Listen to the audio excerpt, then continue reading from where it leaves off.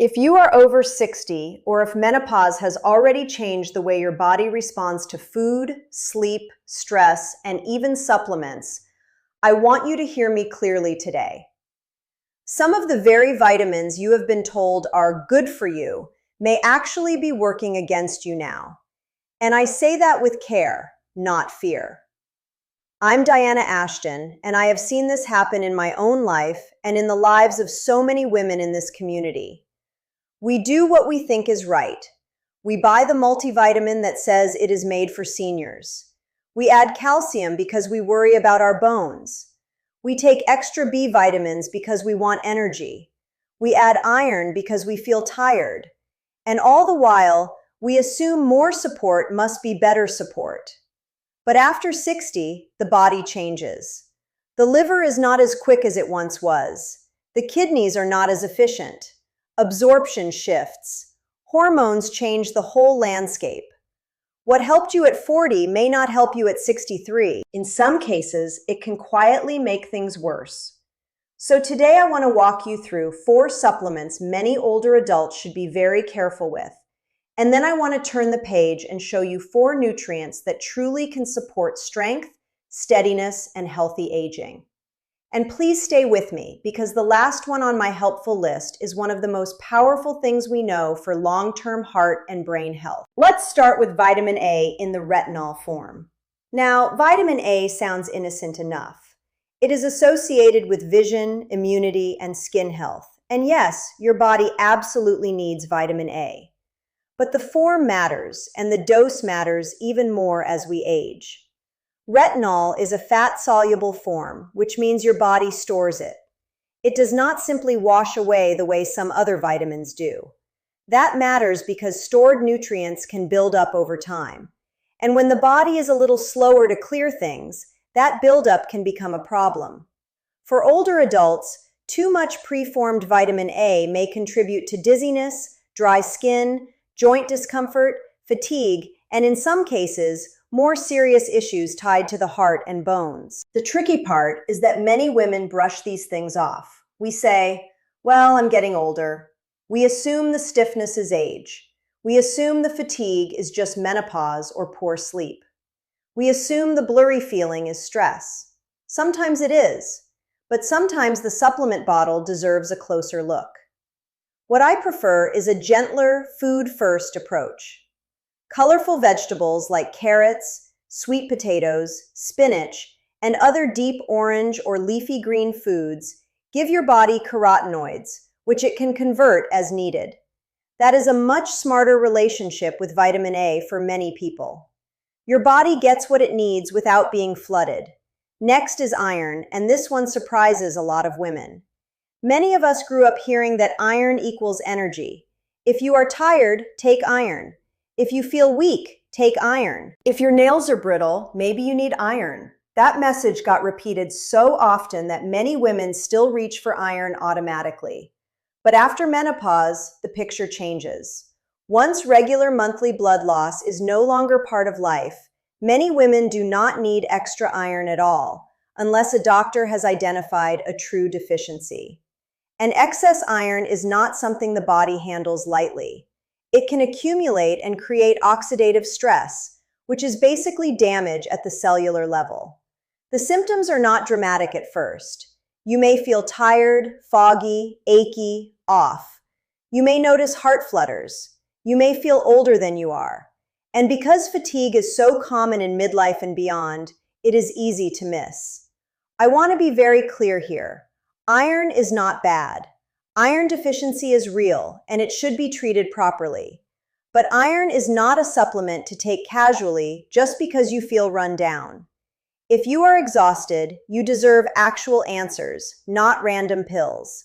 Ask for testing. Find out whether you are truly low before you start adding more. The third one is calcium taken in isolation. This is such an emotional one for women because bone loss is real. Osteopenia is real.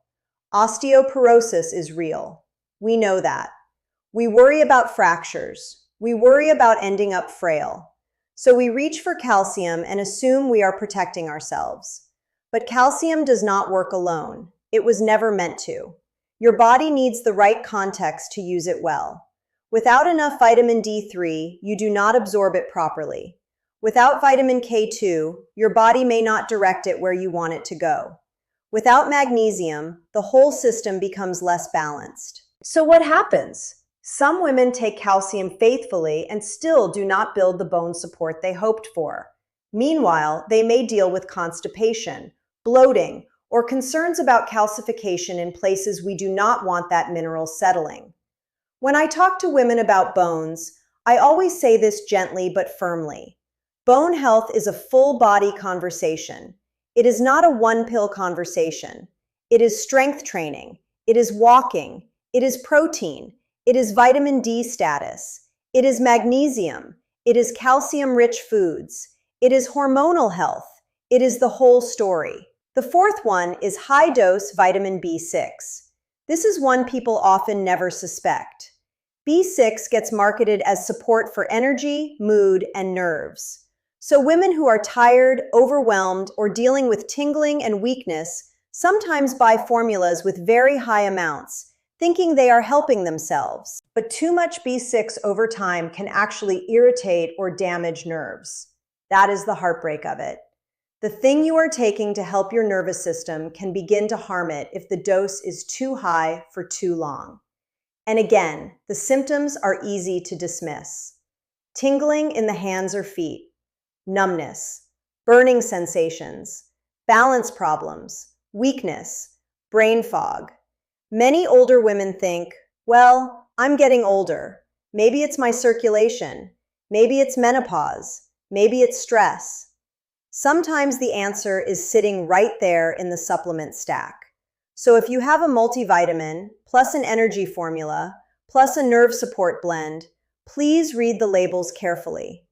Add up what you are taking. More is not always better. In this season of life, wiser is better. Now, I do not want to leave you in fear. I never want that. My job is not to make you anxious. My job is to help you feel informed, grounded, and empowered. So let's shift from what can quietly work against you to what can genuinely support you. The first helpful nutrient I want to talk about is magnesium. I love magnesium because it is one of those quiet, steady helpers. It does not come with flashy marketing. It just supports so many things women over 60 care deeply about. Sleep, muscle relaxation, stress resilience, blood sugar balance, heart rhythm, bone health, even that restless, wired but tired feeling so many women know too well. And here's the thing, many women are low without realizing it. If you have trouble sleeping, if your legs cramp at night, if you feel tense all the time, if your bowels are sluggish, if your mood feels more brittle than it used to, magnesium deserves a look. I am not saying magnesium is magic. I do not believe in magic pills. But I do believe that when the body is missing something essential, restoring it can feel like a deep exhale. Sometimes women begin sleeping more soundly. They feel calmer. Their muscles soften. They feel a little more like themselves. Food matters here too. Pumpkin seeds, leafy greens, beans, almonds, avocado, those are beautiful places to start. And if you supplement, choosing a well-absorbed form matters. Next is vitamin D3. By the time we get into our 60s, many of us are not making vitamin D from sunlight as efficiently as we once did. We spend more time indoors. We protect our skin. We live modern lives. And quietly, vitamin D levels can slide lower and lower. Low vitamin D is connected to so many things women complain about. Low mood, achy bones, poor immunity, weak muscles, more falls, feeling flat, feeling tired. And again, we often call it aging when it may be at least partly a correctable deficiency. This is one I take seriously, especially for women in menopause and beyond, because bone protection matters so much. Vitamin D3 works best as part of a team, especially with magnesium and often vitamin K2, depending on your individual situation. But D3 is foundational. It helps your body use calcium properly and supports much more than just bones. If you suspect yours is low, get tested. Guessing is not as helpful as knowing. The third helpful nutrient is vitamin B12. This one is especially important for older adults because absorption can decline with age. You may eat foods that contain B12 and still not absorb enough. Certain medications can make that worse. And the symptoms of low B12 can look frighteningly similar to things people chalk up to simple aging. Fatigue, weakness, memory lapses, brain fog, numbness, tingling, poor balance, feeling mentally slower than you used to. I cannot tell you how many women blame themselves for this. They think they are failing somehow. They think they are just fading. And sometimes their body is simply asking for support. B12 is deeply important for nerves, blood cells, and cognitive function. It is one of those nutrients where a true deficiency should be taken seriously. This is another reason I encourage women not to self-diagnose everything as just hormones or just getting older. Sometimes the body is giving you a very practical clue. And finally, if I had to choose one nutrient category that I would want most women over 60 to understand, it would be omega-3 fatty acids, especially EPA and DHA. These healthy fats support the brain, the heart, the joints, and the inflammatory processes that affect almost everything as we age. When inflammation stays too high for too long, the body feels it, the joints feel it, the brain feels it, the cardiovascular system feels it. Omega-3s are not glamorous, but they are deeply protective. Women often tell me they want to stay independent. They want to think clearly. They want their joints to stay mobile. They want energy for travel, for grandchildren, for a second act in life, for morning walks, for strength training, for joy. Omega-3s support the kind of internal environment that makes that more possible. Fatty fish like salmon, sardines, and mackerel are wonderful sources. For some women, a high-quality supplement makes sense too. And quality matters, purity matters, dose matters. What I hope you hear in all of this is something bigger than a list of good vitamins and bad vitamins. The bigger truth is this: your body is different now, and that is not a failure. It is simply reality. Aging is not punishment. Menopause is not punishment. This season asks for a different kind of wisdom. At 53, when I was waking up at 3 in the morning, carrying extra weight that seemed to appear out of nowhere, and wondering why I felt so unlike myself, I would have loved someone to sit me down and say, "Diana, stop assuming the old rules still apply." That would have saved me a lot of confusion. The same is true with supplements. Do not assume that because something is sold over the counter, it is automatically right for you. Do not assume that because the label says, "for seniors," it is tailored to your actual needs. And please do not assume that more is better. Read the label, know the dose, ask why you are taking it, ask what problem it is meant to solve, ask whether you have evidence that you need it. That is not being difficult, that is being wise. I want you to think of your supplement routine the same way I think about movement, nutrition, and self-care in midlife. It should support your life, not complicate it. It should make you feel stronger, clearer, steadier, more at home in your body. If it is not doing that, it deserves to be questioned. So tonight, or tomorrow morning, I want you to gather your bottles, not with fear, not with shame, just with curiosity. Look at the vitamin A form. Check for unnecessary iron.